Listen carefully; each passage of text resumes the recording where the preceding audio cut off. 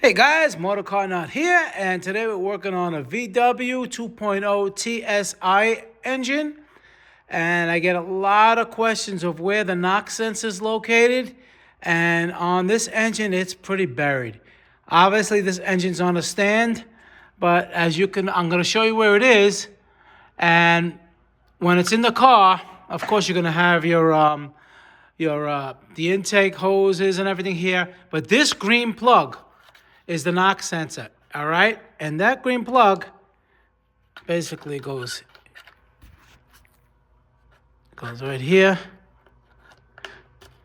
All right, it's gonna be like that. Look for the green plug, but it goes around and it's basically in back of the water pump cooler, the water pump on the left side of the engine. This is the passenger side, left side of the engine, not left side of the car.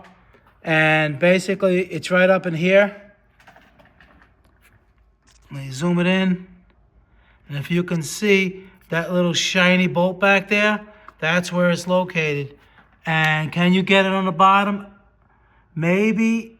I don't think you can. Honestly, I really don't think you can get this out without taking the water pump out.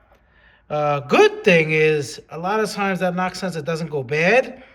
Or if you have a knocking in the engine, it's not going to be a knock sensor problem. It's going to be, a mechanical problem. So I thought I'd make this video because almost every day I get one or two questions of people asking me where the knock sensor is, and I can understand why. Because even when it's in the car and you're looking, you can't find it. But telltale sign, like I said, is the green plug. Follow where it goes. And like I said, you're going to probably have to take off the water pump. All right. Motorcarnut, please subscribe, hit that like button. Any questions pertaining to the video, leave them below. I answer all my questions. And I'll see you guys in the next video. Thank you very much for watching.